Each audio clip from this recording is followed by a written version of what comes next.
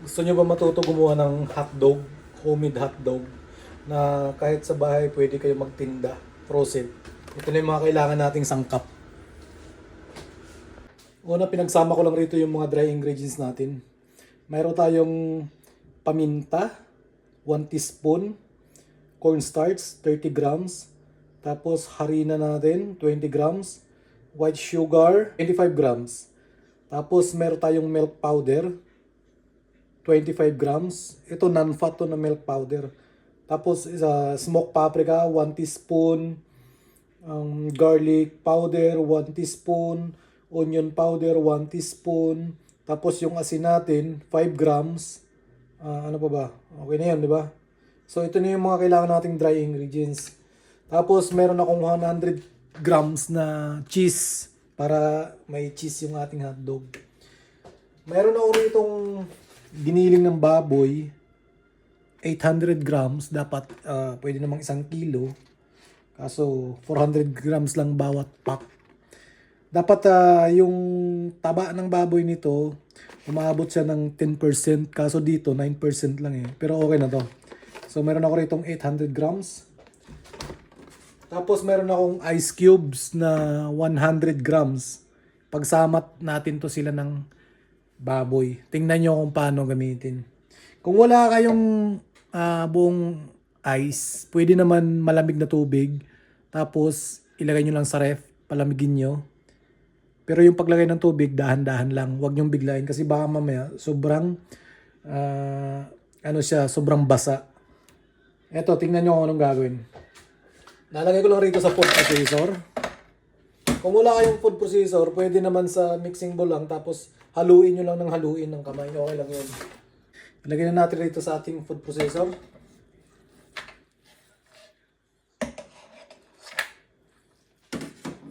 Ayan. Tapos start lang natin siya.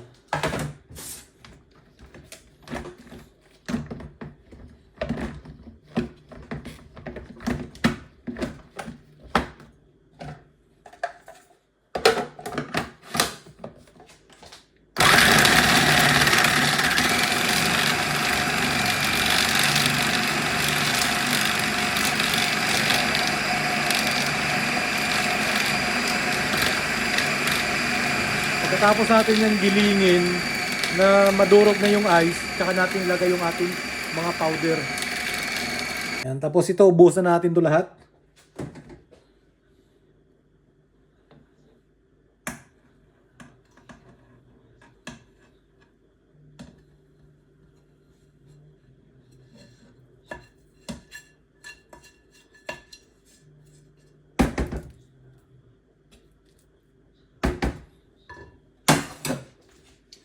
Sabay na natin yung cheese. Para ma-incorporate siya. Tapos lalagyan ko lang siya ng konting pula ng food coloring. Pwede nga rin siguro maglagay ng OB color, no? Para mayroong OB hotdog. Na-try nyo na ba yun? Lalagyan na natin siya.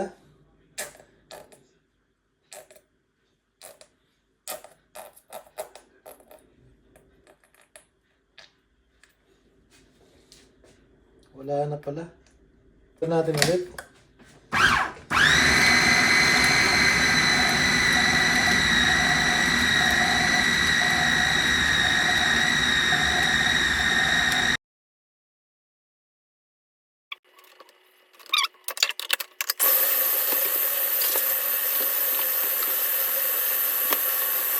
Magpainit tayo ng mantika sa kawali, tapos magprito tayo ng konti para matikman natin kung ano talaga yung lasa niya. Para once babalutin na natin, safe na, okay na yung lasa niya. Kaya, ito na, mainit yung ating kawali. Magprito lang tayo ng konti para matikman natin yung lasa niya.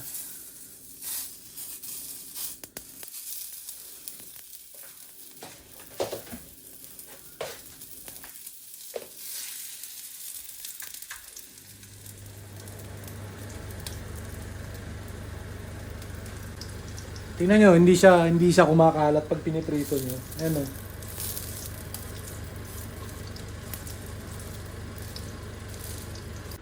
Tikman na natin kung ano na yung lasa niya. Para dagdagan natin kung anong kulang. Mas masarap pag maraming cheese siguro. Dadagdagan ko pa sila ng cheese. Ito nga pala yung available kong cheese. So, subukan ko itong cheddar cheese na to. Ito. Yung burger, pang burger. Tingnan natin to. Tapos magdagdag rin pala ako ng konting asuka lang.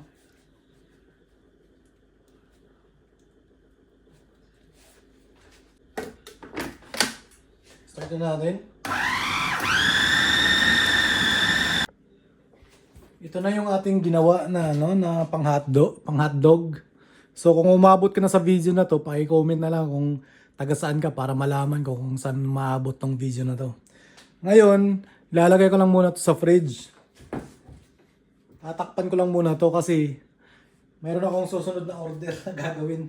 Maalsa na yung aking ubi pandesal.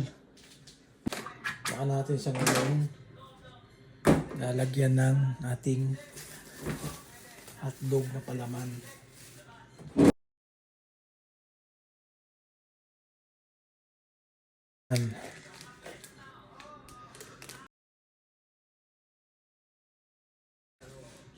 May dalawang hotdog na tayo. Ayan o.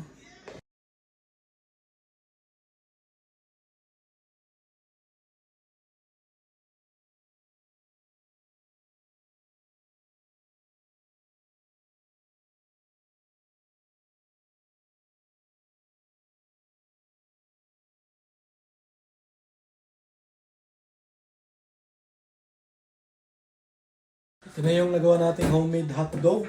5, 9, 10. So, may 11. Di ba? 11 piraso. Lalaki pa nito. Ito na yung hotdog nating in-steam. Palalamigin lang natin to. Sorry guys kasi yung iba maluwag yung tali ko. Kaya yan o. Magsilabasan. Pero okay lang yan. Piprito rin natin yan mamaya pag lumamig na. Para matikman na natin yung lasa niyan.